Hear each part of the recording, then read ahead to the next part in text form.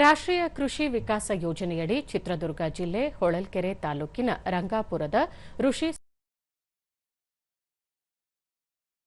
ಹೊರಾಂಗಣ ರೈತರ ತರಬೇತಿ ಕಾರ್ಯಾಗಾರ ಆಯೋಜಿಸಲಾಗಿತ್ತು. ಬಬ್ಬೂರು ಫಾರಂನ ಜಿಲ್ಲಾ ಕೃಷಿ ತರಬೇತಿ ಕೇಂದ್ರ, ದಾವಣಗೆರೆಯ ಐಕಾಂತಿಕ ಜಾಗತಿಕ ಪಂಗಡ ಸಹಯೋಗದಲ್ಲಿ ಈ ಕಾರ್ಯಾಗಾರ ನಡೆಯಿತು.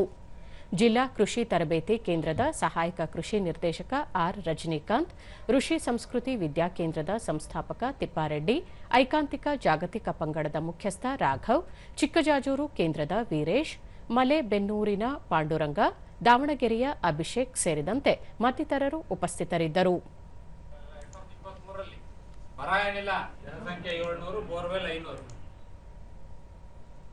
ಬಳಿಕ ರಾಘವ್, ಕೇಂದ್ರ ಹಾಗೂ ರಾಜ್ಯ ಸರ್ಕಾರಗಳು ನೈಸರ್ಗಿಕ ಕೃಷಿಗೆ ಉತ್ತೇಜನ ಹಾಗೂ ಪ್ರೋತ್ಸಾಹ ನೀಡುತ್ತಿರುವುದು ಉತ್ತಮ ಬೆಳವಣಿಗೆ. ಈ ನಿಟ್ಟಿನಲ್ಲಿ ರೈತರು ನೈಸರ್ಗಿಕ ಕೃಷಿ ಪದ್ಧತಿ ಅಳವಡಿಸಿಕೊಳ್ಳುವಂತೆ ಮನವಿ ಮಾಡಿದರು. ಈಗಂತೂ ಎಲ್ಲ ಹಂತದಲ್ಲೂ ರಾಜ್ಯ ಸರ್ಕಾರದಿಂದ ಹಿಡಿದು ಕೇಂದ್ರ ಸರ್ಕಾರ ಕೂಡ ಎಲ್ಲರೂ ಕೂಡ ನ್ಯಾಚುರಲ್ ಫಾರ್ಮಿಂಗ್ ಪದ್ಧತಿಗಳ ಬಗ್ಗೆನೇ ಎಲ್ಲರೂ ಮಹತ್ವ ಕೊಟ್ಟು ಅದನ್ನು ಮುಂದಕ್ಕೆ ತಗೊಂಡು ಹೋಗ್ತಾ ಇದ್ದಾರೆ. ಆರ್ ರಜನಿಕಾಂತ್, ರಾಸಾಯನಿಕಗಳ ಬಳಕೆಯಿಂದ ಸಜೀವ ಮಣ್ಣಿನಲ್ಲಿನ ಸೂಕ್ಷ್ಮ ಜೀವಿಗಳು ನಾಶವಾಗಿ ಮಣ್ಣಿನ ಫಲವತ್ತತೆ ಕ್ಷೀಣಿಸುತ್ತಿದೆ.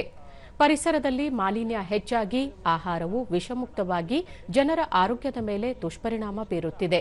ಇದಕ್ಕೆ ಸಹಜ ಕೃಷಿ ಪದ್ಧತಿ ಸೂಕ್ತ ಪರಿಹಾರವಾಗಿದೆ ಎಂದು ಹೇಳಿದರು. ಅಂದ್ರೆ ನಮ್ಮಲ್ಲಿರುವ ಸ್ಥಳೀಯ ಸಂಪನ್ಮೂಲಗಳನ್ನ ಬಳಕೆ ಮಾಡಿಕೊಂಡು ನಾವು ಪ್ರಕೃತಿ ಪೂರಕವಾಗಿ ಪರಿಸರ ಸ್ನೇಹಿಯಾಗಿ ಕೃಷಿಯನ್ನ ಮಾಡುವ ಒಂದು ಅವಶ್ಯಕತೆ ಇದೆ.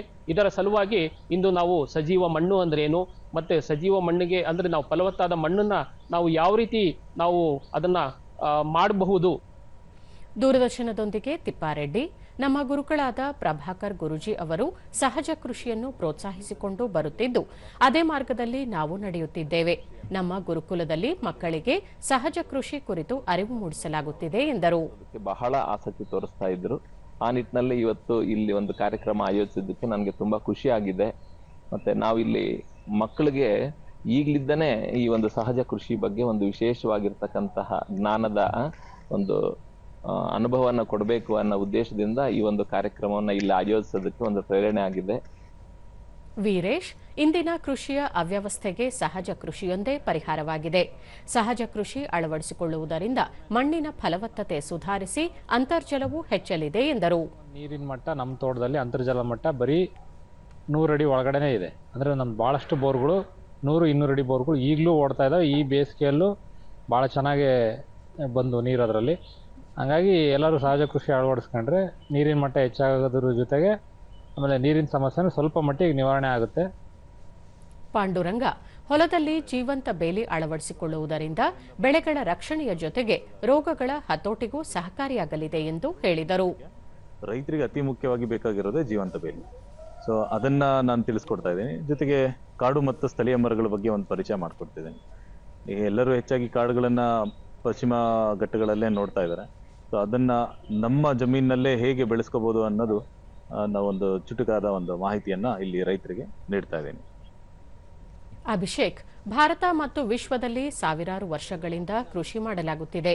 ಆದರೆ ಇತ್ತೀಚೆಗೆ ರಾಸಾಯನಿಕ ಕೃಷಿಯಿಂದಾಗಿ ಇಡೀ ಕೃಷಿ ವಲಯವೇ ಅವ್ಯವಸ್ಥೆಯಾಗಿದೆ. ಹಾಗಾಗಿ ನೈಸರ್ಗಿಕ ಕೃಷಿಯತ್ತ ನಾವೆಲ್ಲ ಸಾಗಬೇಕಿದೆ ಎಂದು ತಿಳಿಸಿದರು. ಕೃಷಿ ಅಸಾಧ್ಯ ಅನ್ನೋ ಒಂದು ಪರಿಸ್ಥಿತಿಗೆ ಬಂದು ಮುಟ್ಟಿದ್ದೀವಿ. ಆದರೆ ಈ ಥರದೊಂದು ಪರಿಸ್ಥಿತಿ ಇದ್ದಾಗ ಮತ್ತೆ 12,000 ವರ್ಷಗಳ ಕಾಲ ಕೃಷಿ ಭೂಮಿ ಮೇಲೆ ಹೇಗೆ ನಡೀತಾ ಬಂತು ಅನ್ನೋದನ್ನ ನಾವೆಲ್ಲ ಮತ್ತೆ ಮರುವಲೋಕನ ಮಾಡಬೇಕು ಅನ್ನೋದು ಈ ವಿಷಯದ ಮುಖ್ಯ ಉದ್ದೇಶ ಆಗಿದೆ.